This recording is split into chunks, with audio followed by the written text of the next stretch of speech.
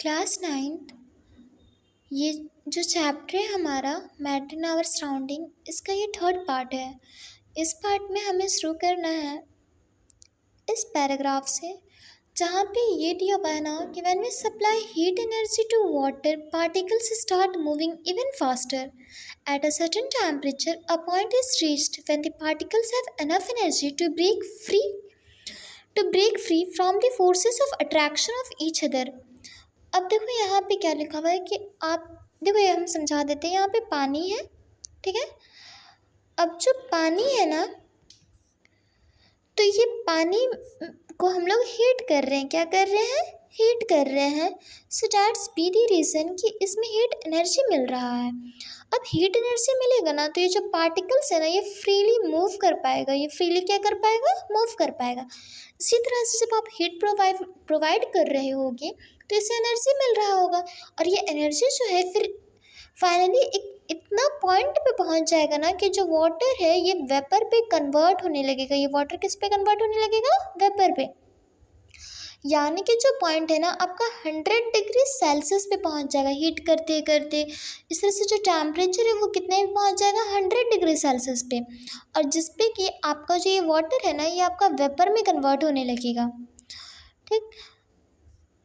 इस चीज़ के बारे में दिया हुआ है, और इसे हम लोग बोलते हैं बॉइलिंग पॉइंट। इतना टेम्परेचर जिसमें कि एक लिक्विड बॉयल होना स्टार्ट हो जाए, इतना डिग्री टेम्परेचर जिस पे कि एक लिक्विड जो है वो बॉयल होना स्टार्ट हो जाए एटमॉस्फेरिक प्रेशर पे, is known as its boiling point. तो इससे बॉइलिंग पॉइंट बोला जाता है। और बोलते हैं कि जो बॉइलिंग पॉइंट है ना, वो एक बर्क फेनोमेना है। मीन्स टू से कि कहते हैं particles from the bulk of the liquid gain enough energy to change into the vapour state. जो पार्टिकल्स था उसने एनफ एनर्जी को गेन किया ताकि वो अपने स्टेट को चेंज कर सके, वेपर स्टेट में आ सके, ठीक। देखो यहाँ पे क्या लिखा, for water this temperature is 373 kelvin. Water के लिए कितना टेम्परेचर है? 373 केल्विन। अगर आप इसे सेल्सियस के फॉर्म में बोलो तो आपको 100 बोलना होगा, और अगर आप इसे केल्विन के फॉर्म में बोलो तो आपको 373 बोलना होगा। एग्जाम्पल के लिए देखो, यहाँ पे C है, ये K है, ये सेल्सियस और ये केल्विन है। अगर आप C2K कर रहे हो तो आपको 273 ऐड करना होगा, ठीक है। लेकिन अगर आप K2C कर रहे हो तो आपको 273 माइनस करना होगा। अब देखो यहाँ पे वाटर का जो उतना डिग्री टेम्परेचर जिस पे कि वाटर आपका वेपर पे कन्वर्ट हो रहा है वो है हमारा 100 डिग्री सेल्सियस। लेकिन अगर इसी टेम्परेचर को हम अगर केल्विन में कहना चाहें तो हम लोग कह सकते हैं 373, बिकॉज कि आप अगर 100 में 273 ऐड कर दो तो आपका हो जाएगा 373 केल्विन। देखो यहाँ पे लिखा हुआ है,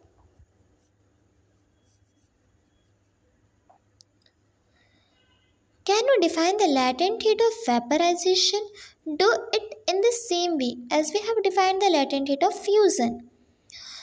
Particles in steam, that is water vapor at 373 Kelvin or 100 degree Celsius, have more energy than water at the same temperature. देखो यहाँ पे कहता है ना कि जो वाटर वेपर है जो कि आपका 373 केल्विन या कहो तो 100 डिग्री सेल्सियस पे है, उसके पास मोर एनर्जी है as compare to water in the same temperature. This is because क्योंकि जो पार्टिकल्स इन स्टीम है उसने एक्स्ट्रा एनर्जी को एब्जॉर्ब किया है in the form of latent heat of vaporisation. किस फॉर्म में एब्जॉर्ब किया? In the form of latent heat of vaporisation. अब आते हैं लैटेंट हीट ऑफ वेपराइजेशन क्या होता है। तो देखो हम लोग लैटेंट हीट ऑफ फ्यूज़न को पढ़ लिए थे, तो same latent heat of vaporisation होगा। तो इस चीज़ को आप लोगों को खुद से करना है कि लैटेंट हीट ऑफ वेपराइजेशन क्या बन सकता है। देखो यहाँ पे ही हम लोग लैटेंट हीट ऑफ फ्यूज़न को लेकर के पढ़े हैं।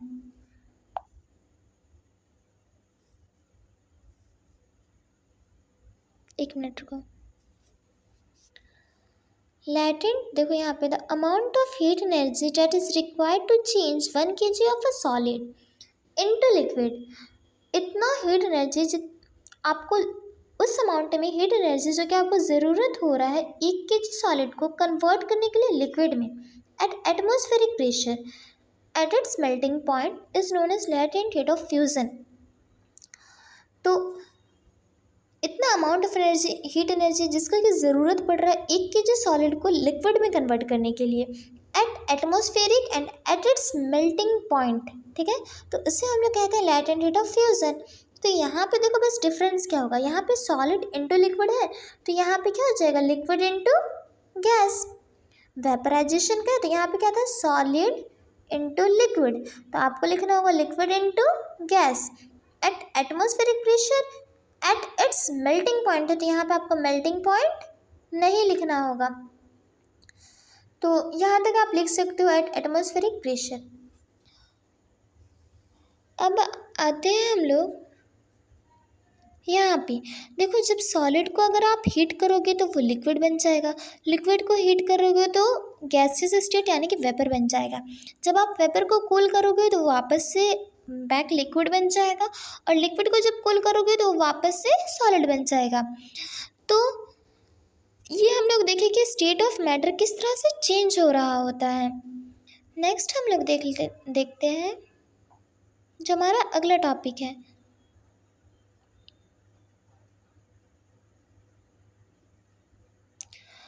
देखो यहाँ पे अगला जो टॉपिक है ना, इसमें कुछ खास नहीं है, बस एक एक्टिविटी दिया हुआ है, और ये जो एक्टिविटी है ना, इस एक्टिविटी का बस मकसद ये समझाना कि अगर आपका प्रेशर में इंक्रीज़ या फिर डिक्रीज़ होता है तो क्या कोई भी मैटर की स्टेट में क्या क्या कोई चेंज आएगा। तो आंसर है हाँ।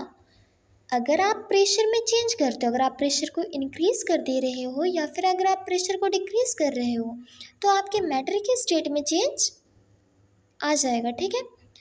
देखो यहाँ पे एक्टिविटी में हमें कहा क्या गया है कि एक कैम्फर ले लो, कुछ कैम्फर ले लो यानी कि कपूर ले लो, उसे क्रश करके उसे एक चाइना डिश में रख दो, और फिर ना आपको उसके ऊपर में एक इन्वर्टेड फनल को रखना है चाइना डिश के ऊपर, और फिर जो स्टीम ऑफ द फनल है ना, फनल से जो स्टीम निकल रहा है तो वहाँ पे आपको क्या करना है, एक कॉटन प्लग को डाल देना है।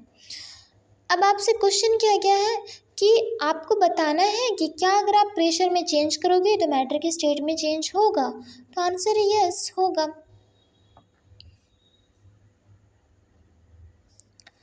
अब देखो यहाँ पे हम लोग नेक्स्ट एक्टिविटी को देख लेते हैं। यहाँ पे भी कुछ पॉइंट्स लिखा हुआ है, देखो एटमॉस्फेयर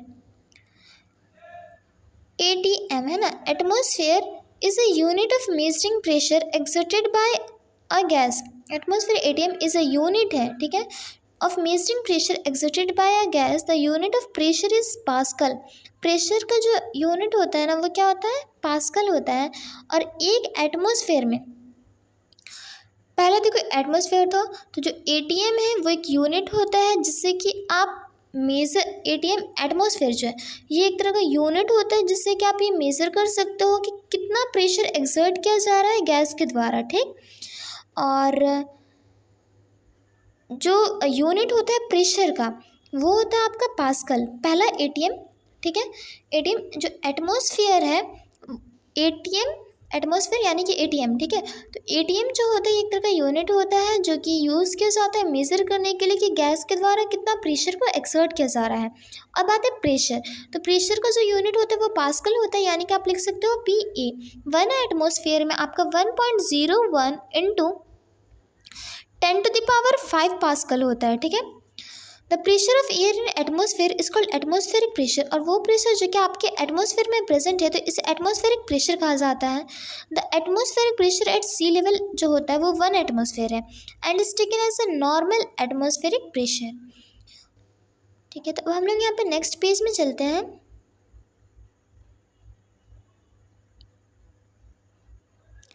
देखते हैं कि यहाँ पे क्या क्या दिया हुआ है। तो पहला जो टॉपिक है ना, देखो यहाँ पे कुछ क्वेश्चंस है, ये क्वेश्चंस को आपको खुद से करना है। अगर कोई भी क्वेश्चन में कोई भी अगर ऐसा प्रॉब्लम होता है तो आप इसे कमेंट सेक्शन में पूछ सकते हो। अब आते हैं हम लोग का जो नेक्स्ट टॉपिक है वो है इवापोरेशन। इवापोरेशन क्या होता है, तो देखो यहाँ पे क्या लिखता है, do we always need to heat or change pressure for changing the state of matter. Can you quote some examples from everyday life where change of state from liquid to vapor take place without the liquid reaching the boiling point? देखो यहाँ पे क्या लिखा है, क्या ये चीज़ ज़रूरी है? क्या आपको अगर मैटर के स्टेट को बदलना है तो आपको उसके प्रेशर में चेंज करना होगा, आपको हीट देना होगा, आपको उसके प्रेशर में चेंज लाना होगा, तभी जाके स्टेट ऑफ मैटर बदल सकता है। तो नो, ये चीज़ कंपलसरी नहीं है। Can you quote some example? क्या आप अपने एवरीडे लाइफ से कुछ ऐसा एग्जाम्पल दे सकते हो जिसमें कि जो लिक्विड है वो वेपर में बदल रहा है, ठीक है, बिना बॉइलिंग पॉइंट यानी कि 100 डिग्री सेल्सियस, बिना बॉइलिंग पॉइंट को टच किए वो वेपर में कन्वर्ट हो जा रहा है। Water when left uncovered slowly change into vapour. जब पानी को आप अनकवर्ड रखोगे, देखो यहाँ अनकवर्ड रखोगे ना, तो वो धीरे धीरे वेपर में चेंज होगा। वेट क्लोथ्स ड्राई अप, भीगा हुआ कपड़ा सूख जाता है। What happens to water in the above two example? अब आप बताओ कि दो एग्जाम्पल दिया गया कि जो पानी को अगर अनकवर्ड हम लोग रख रहे हैं तो वो धीरे धीरे जो है वेपर में बदल रहा है। कपड़ा भीगा हुआ था, इससे जब हमने मतलब देखो, वेट क्लोथ्स ड्राई अप, जो भीगा हुआ कपड़ा था वो सूख जाता है। तो वो जो सूख जा रहा है ना, तो हो क्या रहा है इस वाटर के साथ में? तो हो कुछ नहीं रहा है। ये जो वाटर है आपका, ये वेपर बन जा रहा है। ये क्या बन जा रहा है? वेपर बन जा रहा है। तो ये जो वाटर है आपका वेपर में कन्वर्ट हो जा रहा है, तो इसलिए जो कपड़ा भीगा हुआ था वो क्या हो जा रहा है? ड्राई हो जा रहा है। अब देखो यहाँ पे क्या लिखा, the phenomena of change of liquid into vapours at any temperature below its boiling point is called evaporation. वो फेनोमेना, वो प्रोसेस जब एक लिक्विड जो होगा आपका वेपर में कन्वर्ट होगा, ठीक है, किसी भी टेम्परेचर पे बिना बॉइलिंग पॉइंट को टच किए, बिना बॉइलिंग पॉइंट को टच किए, अगर बॉइलिंग पॉइंट से वो बिलो है और वो वाटर अगर वेपर में कन्वर्ट हो गया तो वो आपका होगा इवापोरेशन।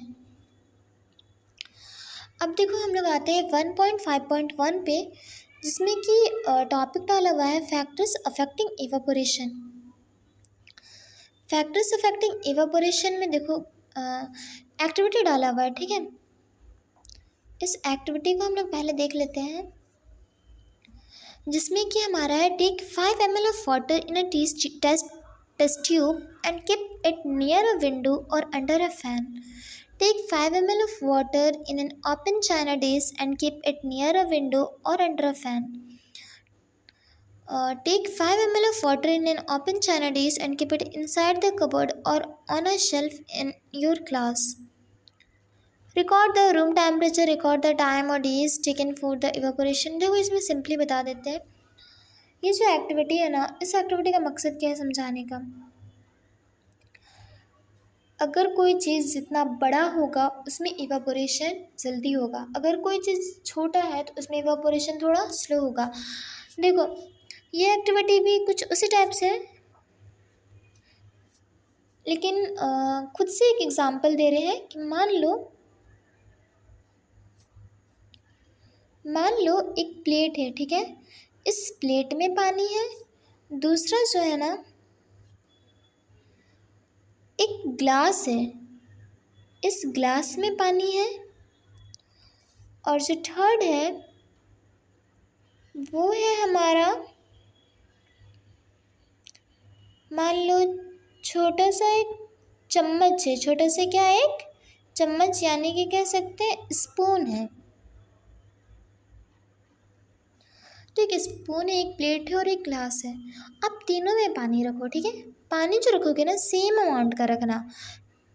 इसमें भी जितना पानी रख रहे हो, जैसे कि बुक में यहाँ पे एक एग्जांपल में 5 ml दिया हुआ है, तो मान लेते हैं 5 ml पानी इसमें भी रखे, इसमें भी रखे और इसमें भी रखे। अपने माइंड से समझो और आंसर करो कि सबसे पहले पानी जो है किसका वेपर में कन्वर्ट करेगा। तो ऑब्वियस आपका जो प्लेट है ना, इसका पानी जो वो वेपर में सबसे पहले कन्वर्सन होगा। सेकंड आपका ये ग्लास वाला हो जाएगा, थर्ड आपका ये स्पून वाला हो जाएगा।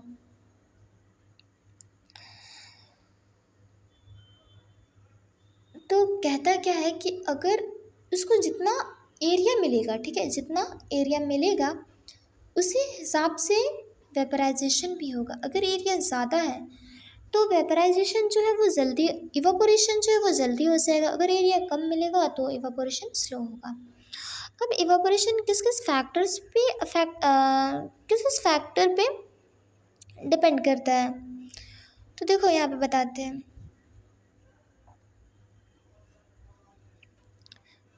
एक मिनट, देखो यहाँ पे जो ग्लास का एग्जाम्पल लिया गया था, ठीक है, तो ग्लास में भी डिपेंड करता है, स्पून में भी। अब ऐसा नहीं, अगर ग्लास और स्पून में, ठीक है, कोई छोटा ग्लास है अगर कोई स्पून बहुत बड़ा है और सरफेस एरिया जो है स्पून का वो फैला हुआ है, सरफेस एरिया क्या है इसका, फैला हुआ, जैसे कोई बड़ा चम्मच होता है ना, तो डिपेंड करता है क्राइटेरिया पे।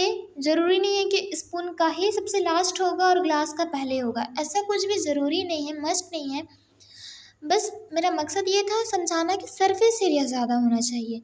अगर आपका स्पून जो है उसका सरफेस एकदम बड़ा सा चम्मच है, इसका सरफेस एरिया ज़्यादा है, ग्लास आपका छोटा सा है, तो आपका स्पून का पहले पानी वेपर कन्वर्ट होगा, बाद में ग्लास का होगा।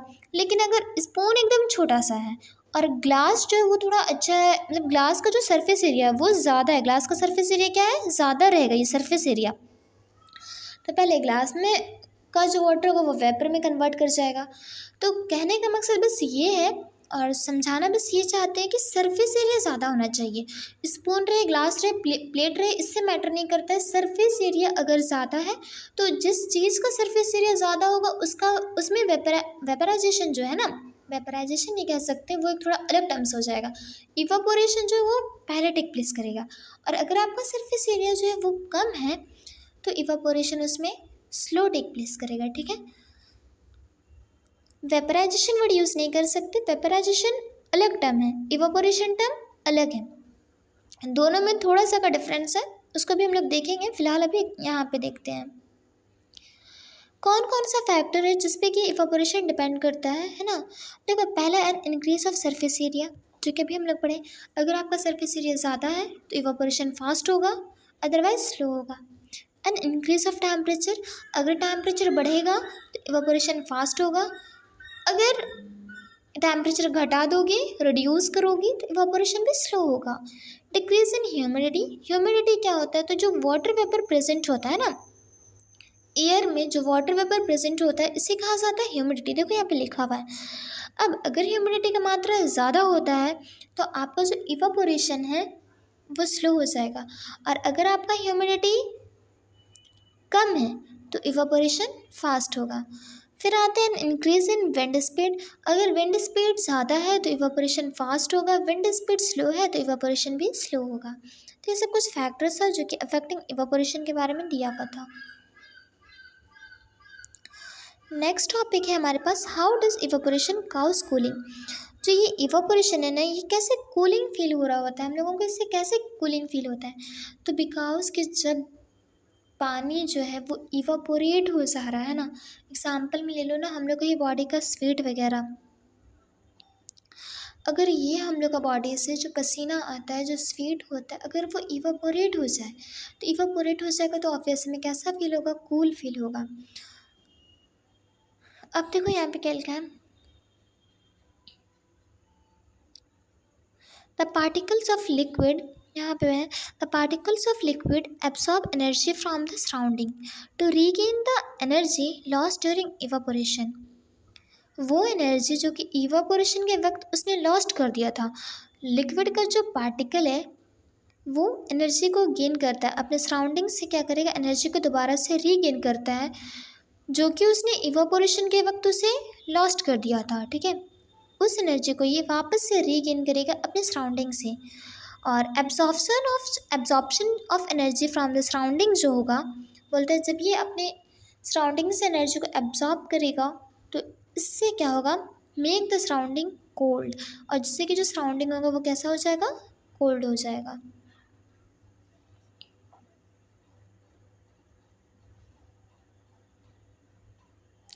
अब देखो यहाँ पे ये लास्ट है, अब हमारा जो चैप्टर वो कंप्लीट होने पे है।